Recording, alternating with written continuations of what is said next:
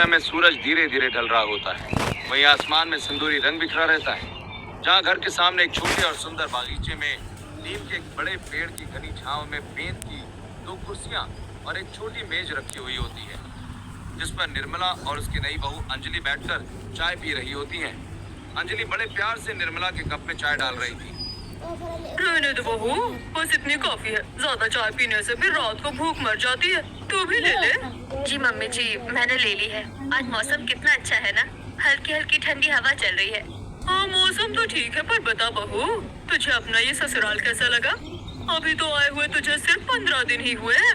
यहाँ मन लगा या नहीं? मम्मी जी, ससुराल तो बहुत ही प्यारा है। मुझे तो ऐसा लगा ही नहीं कि मैं किसी दूसरे घर में आई हूँ। आपने और पापा जी ने मुझे बिल्कुल बेटी जैसा प्यार दिया है। ये तो अच्छी बात है। और यहाँ के आसपास का माहौल कैसा लगा? मम्मी जी, मुझे तो ये मोहल्ला भी बहुत अच्छा लगा। यहाँ के लोग, यहाँ का वातावरण, सब कुछ बहुत शांतिपूर्ण और अच्छा है। ऐसा लगता है जैसे सब एक परिवार की तरह रहते हैं। यहाँ के लोग ना बहुत स्वीट है। बहू, इतनी जल्दी तारीफ मत करो। अभी तो तुमने सिर्फ सतह देखी है। जो जैसा दिखता है वो वैसा होता नहीं है। हकीकत कुछ और ही होती है। आप ऐसा क्यों कह रही है मम्मी जी? सब तो इतने अच्छे से मिलते हैं। वो सामने वाली मिश्रा आंटी हो या वर्मा अंकल, सब कितने सभ्य लगते हैं। सभ्य होना, संस्कारी दिखना दो अलग बातें हैं। इस मोहल्ले के हर घर की दीवारों के पीछे एक अलग ही कहानी चल रही होती है, जो बाहर वालों को नहीं दिखती। अभी उनके सामने वाले घर का गेट खुलता है। शर्मा जी हाथ में खाली झोला लेकर बाहर निकलते हैं। वो इधर उधर देखते हुए बाजार की तरफ बढ़ने लगते हैं। तभी निर्मला उन्हें देखते ही कहती है, अरे शर्मा जी प्रणाम, बाजार जा रहे हैं क्या? जी हाँ निर्मला बहन जी, बस थोड़ा सब्जी वब्जी लेने जा रहे थे। अच्छा, वैसे शर्मा जी आज चेहरे पर बड़ी चमक है। गुलाब जामुन का स्वाद कैसा था? बड़े मजे से खा रहे थे आप? निर्मला की बात सुनकर शर्मा जी एकदम ठिठक जाते हैं। उनके चेहरे का रंग उड़ जाता है और वो पसीने पसीने हो जाते हैं। आप ये क्या कह रही हैं? कौन सा गुलाब जामुन? मैंने कुछ नहीं खाया। अरे अब छोड़िए भी शर्मा जी, मैं तो बस स्वाद पूछ रही थी। जाइए सब्जी ले आइए, वरना देर हो जाएगी। अरे इसे कैसे पता चला? मैंने तो दरवाजा और अलमारी के पीछे छिपकर खाया था। क्या इसकी आंखें दीवार के आर पार देख लेती हैं? शर्मा जी बिना कुछ बोले तेज कदमों से वहाँ से निकल जाते हैं। वही अंजलि अपनी सास को बड़े अचरज से देखते हुए कहती है, मम्मी जी, आप ये क्या कह रही थी? आपने कब शर्मा जी को गुलाब जामुन खाते देख लिया? वो तो कह रहे थे कि उन्होंने कुछ नहीं खाया। बहू, मैंने तुझसे कहा ना कि जो जैसा दिखता है वैसा होता नहीं है। हकीकत कुछ और ही होती है।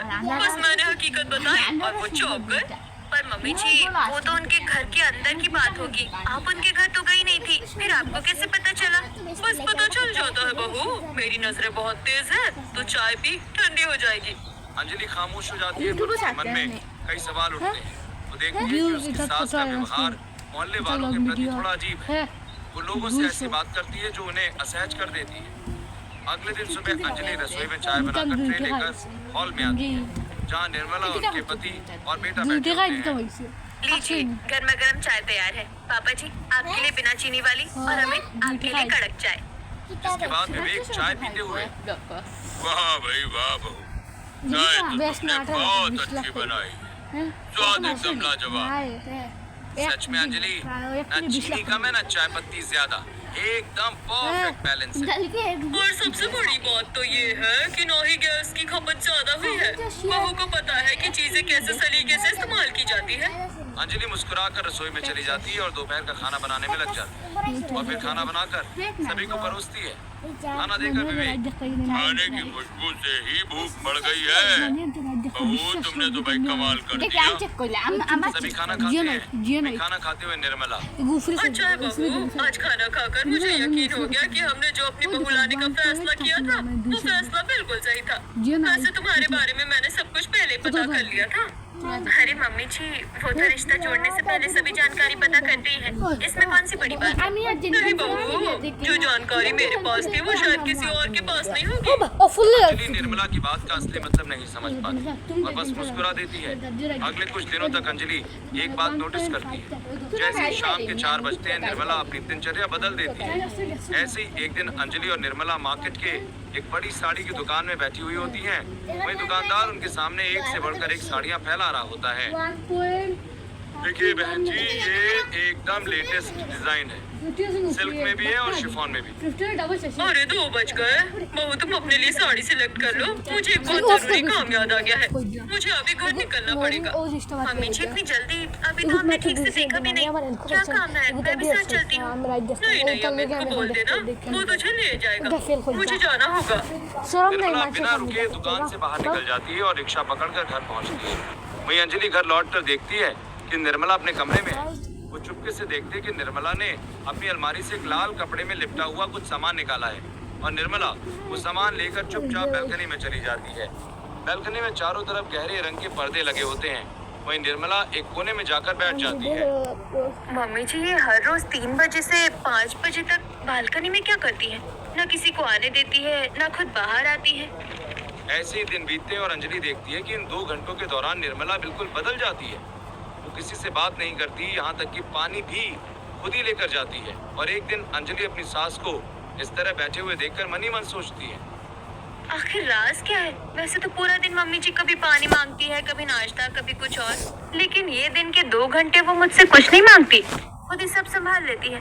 चलो जो भी हो, मेरे लिए तो अच्छा ही है, कम से कम 2 घंटे मुझे आराम तो मिलता है।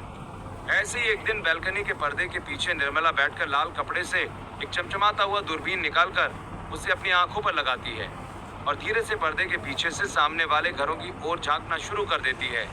चलिए देखते हैं आज मोहल्ले में क्या नया पक रहा है। निर्मला दूरबीन घुमाती है और शर्मा जी के घर की खिड़की पर फोकस करते हुए देखती है कि शर्मा जी अपने कमरे में बैठे होते हैं और उनकी पत्नी बाहर हॉल में सफाई कर रही होती हैं। तभी शर्मा जी धीरे से अपनी अलमारी खोलते हैं और इसके पीछे छिपाकर रखे हुए गुलाब जामुन का डिब्बा निकालकर बार बार दरवाजे की तरफ देखते हैं कि कहीं उनकी पत्नी ना आ जाए। ओहो मिस्टर शर्मा जी, आपको नहीं पता कि मैं सब देख रही हूँ। बेचारी मिसेस शर्मा इतना कोशिश करती है आपके लिए, इतना मेहनत से शुगर फ्री खाना बनाती है ताकि आपकी शुगर न बढ़े, और आपको देखो क्या मजे से गुलाब जामुन और रसगुल्ले निपटा रहे हैं। निर्मला मजे लेकर ये देखती है, उसे एक अजीब सी संतुष्टि मिलती है। अच्छा है, मुझे मोहल्ले के सभी लोगों की राज पता है, तभी तो मैं मोहल्ले में सिर उठा के चल सकती हूँ और हर किसी को उसकी बात का जवाब दे सकती हूँ। जानकारी ही तो ताकत है। निर्मला फिर अपनी दूरबीन घुमाती है और इस बार वर्मा जी के घर की ओर देखती है, फिर मिश्रा जी और गुप्ता जी के घरों की ओर। वो हर खिड़की, हर दरवाजे के पीछे झांकने की कोशिश करती है और देखती है कि गुप्ता जी के घर की खिड़की और दरवाजे बंद हैं और वहाँ फिलहाल कोई हलचल नहीं है। इनके घर में तो अभी सन्नाटा है, लगता है सब सो रहे हैं। वहीं शाम के 5 बजते ही निर्मला अपना दूरबीन वापस लाल कपड़े में लपेटकर अलमारी में छुपा देती है। फिर वो हमेशा की तरह घर के बाहर कुर्सी डालकर बैठ जाती है। वहीं अंजलि उसके लिए चाय लेकर आती है। लीजिए मम्मी जी, आपकी शाम की चाय। शुक्रिया बहू, चाय पीकर बहुत ताजगी महसूस होती है। तभी गली में सब्जी वाले की आवाज सुनाई पड़ती है, ताजी ताजी सब्जियां ले लो, आलू गोभी मटर ले लो। सब्जी वाले की आवाज सुनते ही मोहल्ले की औरतें अपने अपने घरों से बाहर निकलने लगती हैं। शर्मा जी की पत्नी भी बाहर आती हैं। वहीं निर्मला उन्हें देखकर मुस्कुराती है।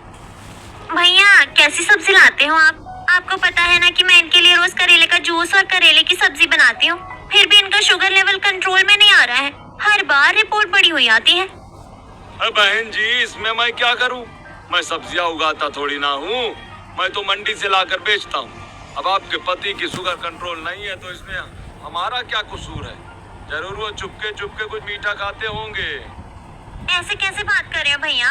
मेरे घर में तो चीनी का एक दाना तक नहीं है। मैं इस बात का पूरा ध्यान रखती हूँ कि वो बाहर कुछ ना खाए, फिर भी ये शुगर क्यों बढ़ रही है? निर्मला ये सब सुन रही है। उसे पता है कि शर्मा जी अलमारी के पीछे क्या करते हैं, लेकिन वो कुछ नहीं बोलती।